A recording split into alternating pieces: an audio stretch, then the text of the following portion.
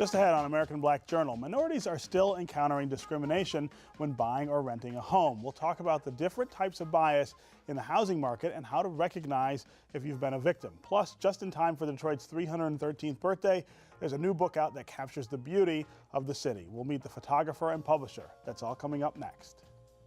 At DTE Energy, we believe that we have a greater responsibility. We believe that being part of a community means being involved in the fabric of that community, investing time, effort, and resources in the communities we serve. DTE Energy Foundation is a proud sponsor of American Black Journal.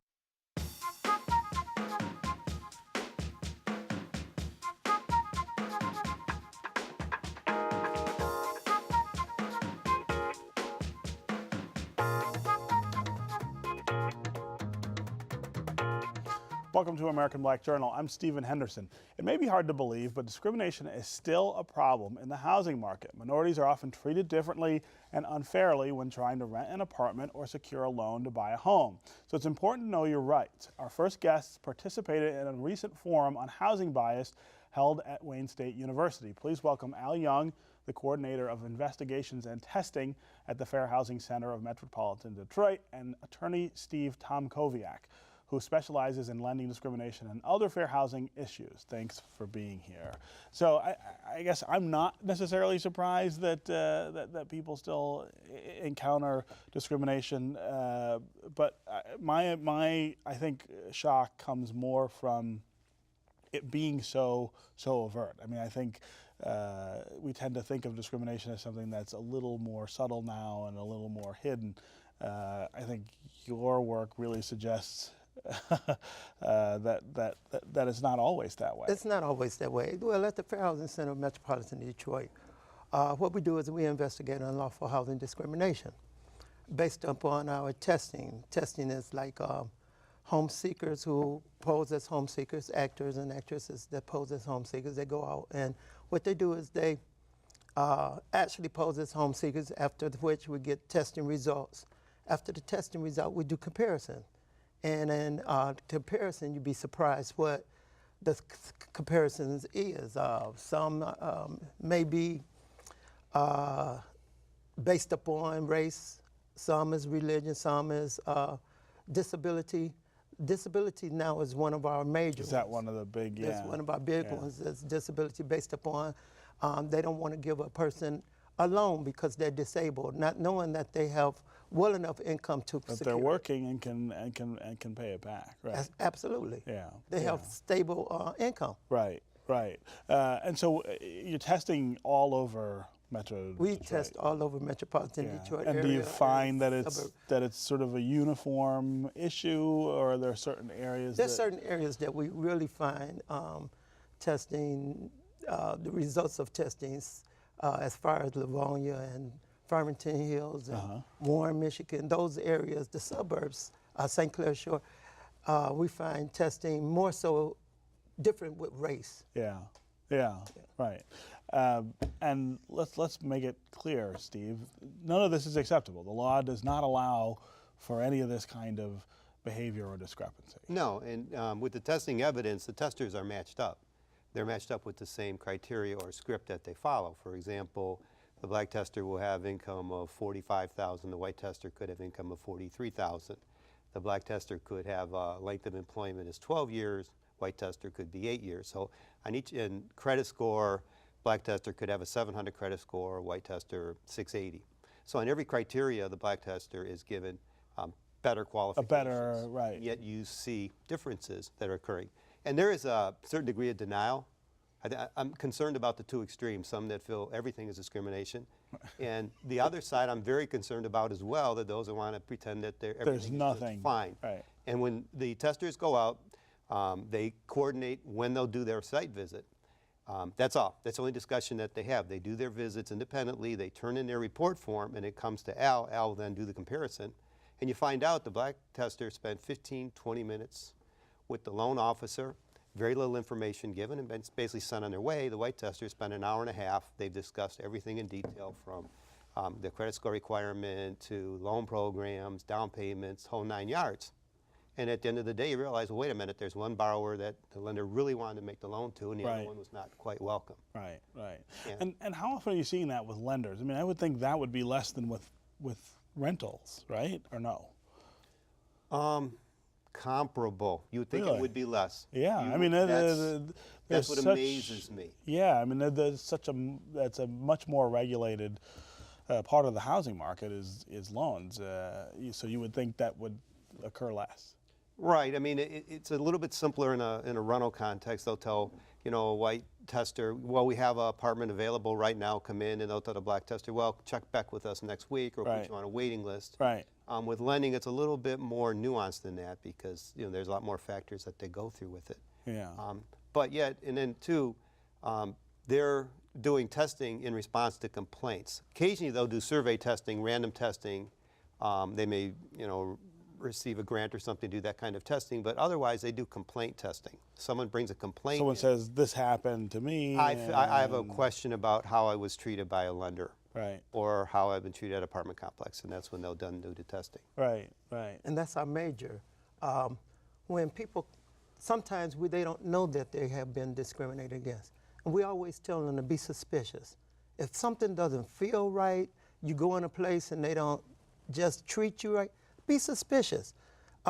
It's easy to just come and say, hey, look, I don't think they treated me right. Then we can actually test. A lot of times we cannot go out and test a place or we don't know if they're discriminating against someone because no one said anything. Yeah, yeah. No one say, hey, I think they might have treated me right, different than they have treated. We look for different treatments. Right.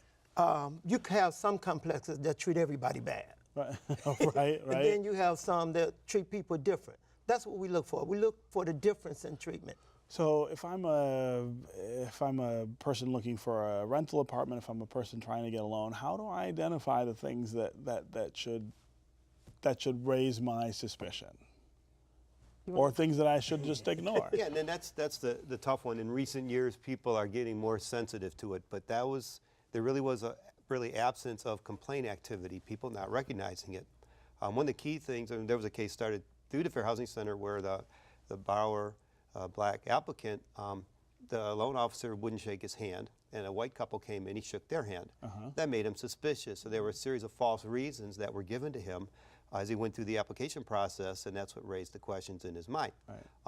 What I look to is the first thing is, do you meet the underwriting criteria?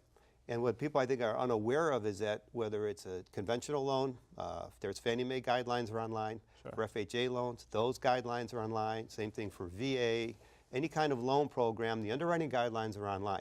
Match up your qualifications. So you can always look to see whether you can look and check. I can get an answer off the Fannie Mae guidelines online within a minute and a half. It's shocking how fast that is.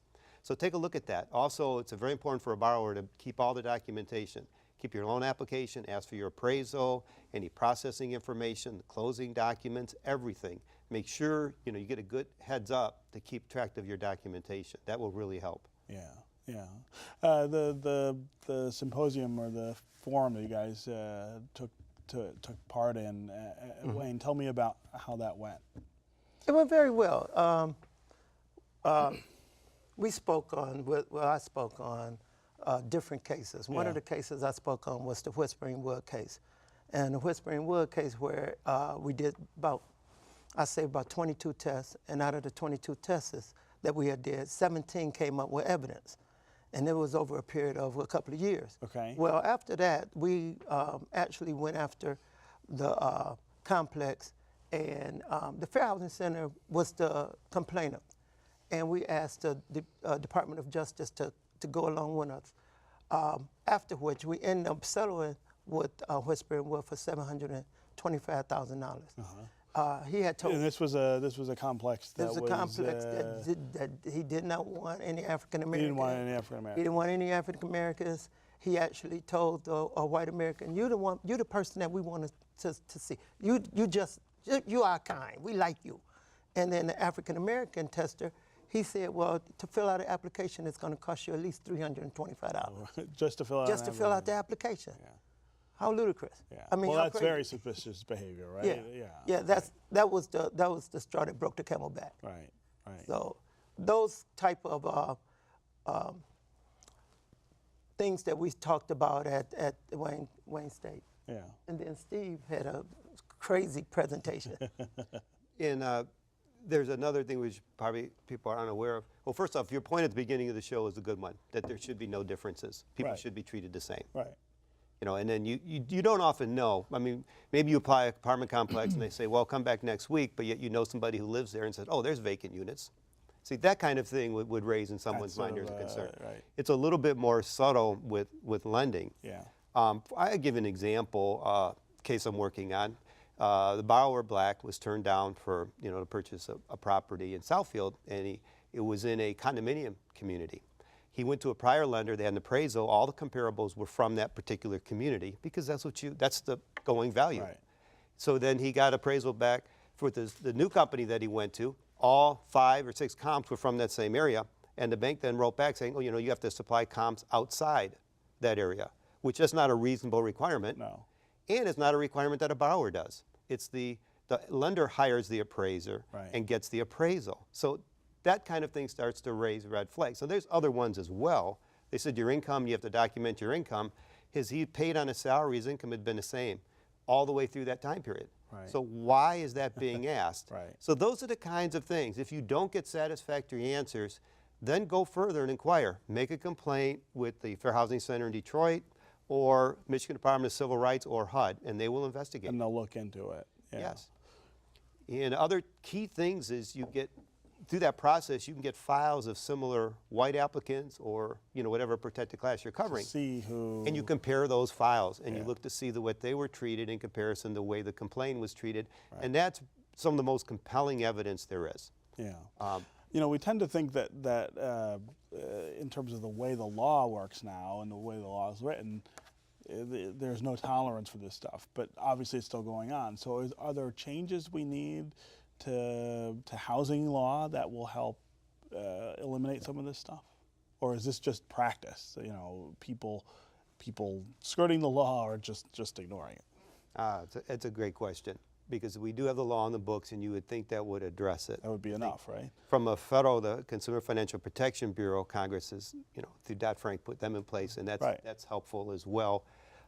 There's Home Mortgage Disclosure Act, which requires lenders to report their lending data. It's under the FFIEC website, and you can put in your lender, and you can analyze it on a county basis, state basis, MSA basis, Right. even nationwide basis to see what their lending data is as to minorities and non-minorities, or whether Asian, Hispanic, whatever protected class that you want to do.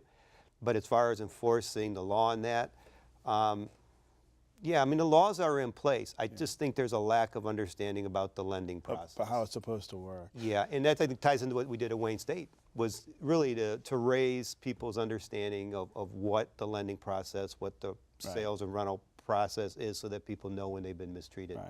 Right. You were saying that you're seeing a growth in problems with disabled applicants. Absolutely. Is there a gap in the law there, do you think, or is that just about people? It's just about people that Yeah. just do not want to give people with disability an apartment, or Right. they just treat them different because they're disabled. Right. And it's sad. It's actually sad. Yeah. And what we do is, if we can continue to get after them, if we continue to get in their pocket, then what'll happen is it'll make a change. They stop, right? No, that's right. Money speaks very loudly in that context. Absolutely. Yeah. All right. Well, great to have you guys here. Good work. Thank you. You're Thank doing. Yeah. Just ahead on American Black Journal, a local judge uses photography to showcase his love for Detroit. That story's next, right after this look at some important moments in Detroit's Black history. I'm Ken Coleman with a look back at African American life in Detroit. This week in 1974, Inner Visions by Stevie Wonder was released on Motown Records. In 1976, the Detroit City Council approved a resolution to change 12th Street to Rosa Parks Boulevard. And in 1986, Wayne County Executive William Lucas won the Michigan Republican Party's nomination for governor. These are significant events this week in Detroit's Black history, taken from the book On This Day, African American Life in Detroit. By day, our next guest dons a black robe as a judge in Wayne County Probate Court. But outside of the courtroom, Judge Terence can often be found behind the lens of a camera, capturing images of Detroit. Judge Keith recently self-published his first book, a photojournal titled Sunrise on the Detroit River, a love letter to Detroit. The book contains nearly 100 images that serve as a testament to Keith's love for his hometown. The photos show the Detroit River and landmarks such as the Riverwalk and Belle Isle. I'm pleased to welcome photographer, publisher, and judge Terence Keith to American Black Journal. I should say welcome back. You've been on this show before. Yes, You're not new. It's been a little while. But it is the first time I have to call you judge. Yeah, well, yes. No, that's a good thing, Yes, right? it is. Right, Yes, it is. right. Following in the footsteps of your uncle, David Keith. In the distant shadows of, yes. Yeah, that's a big deal. Yes, it is. So let's talk about these photos. What got you into photography? You know, I've been shooting photography for almost 25 years since I got out of college. I actually had a thing for film, and then I started doing photography because one of my dear friends was in it, and he was phenomenal. And I got it as a way of finding more about myself, slowing down and being able to observe, to calm down. From the rush and craziness of that was going around me, and it has really been one of my two passions. The other is cycling, but it's the opposite end of the extreme. I was gonna say that's a little different then. It's something that allows me to slow down and see, observe what is around me, and both in terms of people and places and things, and that really has helped me even on the bench in a lot of ways. Well, and what a great place to do that, Detroit. I mean, I take quite a few pictures myself. This is a wonderful place to shoot. I mean, there are so many, because you get so many different kinds of places to be able to And one of the things I wanted to do here was bring a fresh lens to the view of the city. Because so much of it is focused, actually nearly all of it, is focused on the physical structures that lie within the city, both the good ones and the bad ones, the troubled ones. There's tremendous post World War II architecture. We have some of the finest architecture. People don't realize the amount of dollars that were in Detroit rivaled what was in New York and Boston and so forth. That's why when the city was built, in the downtown. And, but one of the other key pieces that people just kind of take for granted, okay, because you see these great shots of Boston Harbor, and San Diego, and so forth. No one really pays attention to the Detroit River. That river, right? And in its relationship to Windsor and the historic significance of the river. On so many levels, and what it means to so many people who have been born and raised in the city of Detroit. And I was a native West Sider. Okay, on Columbus, between Linwood and Lawton for years, and lived on the various West Side for years, and I never got to see a sunrise. Oh, well, that's right. You wouldn't on the West Side. And millions of Detroiters, millions of Detroiters. Okay, those who are fortunate enough to live on the river know exactly what the grandeur is of that experience. And so when I finally moved to an apartment that overlooked the river, that gave me a panoramic view of Belle Isle on one side and the Ambassador Bridge on the other. The first morning that I got up and I saw it, I said, wow, this can't be Detroit. This can't be Detroit. And so I began, I took my camera, my Nikon camera, and I put it on the tripod and left it in the window. So at night, I would always have the opportunity for sunrise, and in the evening, I would get the sunsets. And that spawned my other interest. And so when I looked around and saw the number of books out on Detroit that were very much concentrated on one thing, I said, it doesn't capture what is really here every day, and it's so beautiful. What it feels like. And the reason it touched me so is because I genuinely love the city. I mean, you have to, right? The people who've been here as long as we have been here through the tough times, and we hear our parents talk about how great it was, the experiences that they had. And what I've come to realize is, just as with elderly people, seniors, the people, your mom, your dad, you think of him or her as the great statuesque figure from your youth, and here they are, 80, 90 years old, in the shadows of it. Okay? Sure. And this is the time when you need to be able to show them that the love that they gave you is being reciprocated. And Detroit has given its love for this nation that's never gotten its just due. Not got it back. That's for sure, right? And so that's what the aim of the book is to recognize. Detroit, you're an old lady, you're an old man, you're my mother, you're my father, you've given everything you've given so this nation, in the words of Abraham Lincoln, can long endure. Right. Okay? Right. It's time for us to show it back. And showing that beauty is a really interesting way to do that, to show that. Because when you really love someone, you know that there's some flaws there. Right. But the love allows you to transcend those troubling parts, and you say, there's really something there. Yeah. I mean, every man, every woman, can look at their spouse, their significant other, and say, there's a moment when I really don't like you, okay? But when I put it all together, you are, the very thing I need. That's such a great description of the relationship I feel so many people have with this city, right? We know what's not working, we know what's wrong, but we stay because we love it. Because we love it. Right.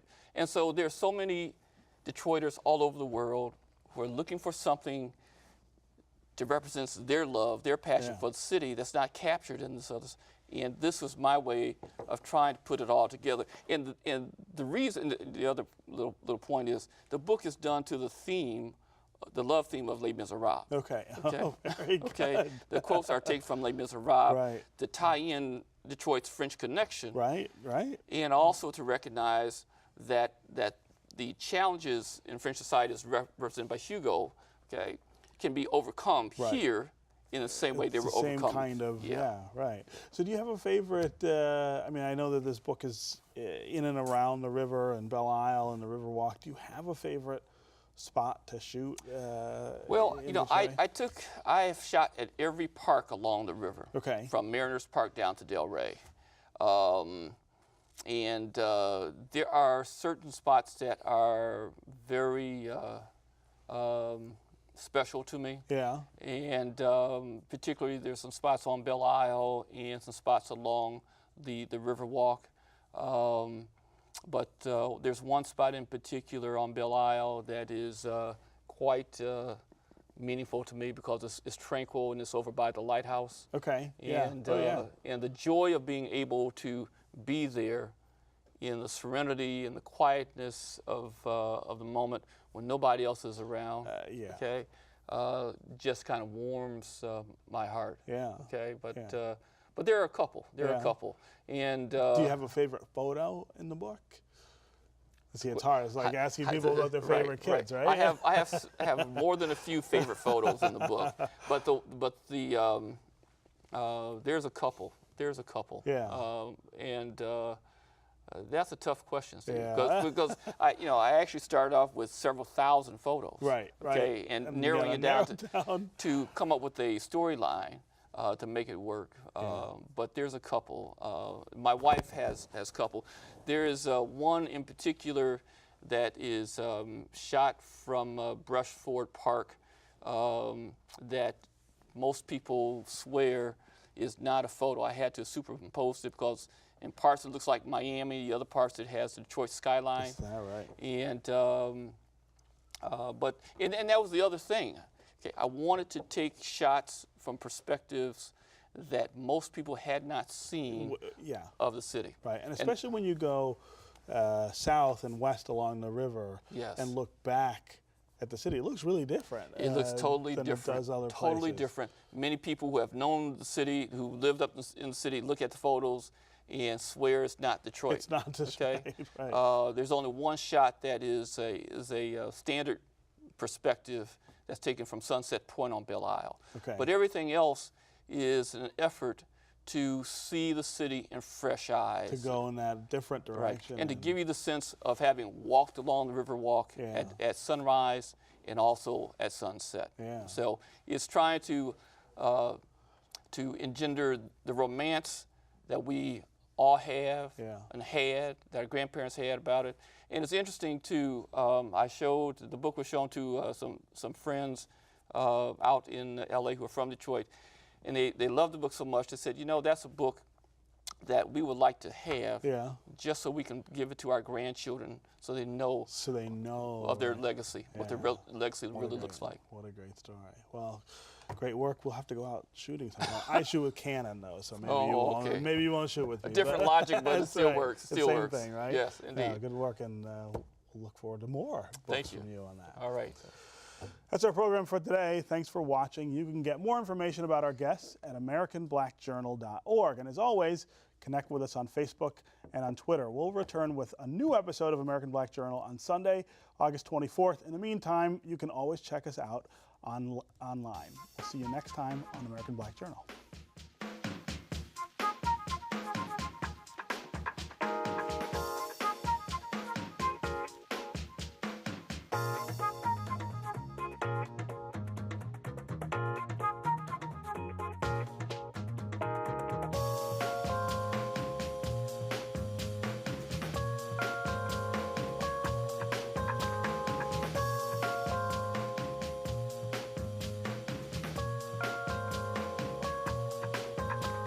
At DTE Energy, we believe that we have a greater responsibility. We believe that being part of a community means being involved in the fabric of that community, investing time, effort, and resources in the communities we serve. DTE Energy Foundation is a proud sponsor of American Black Journal.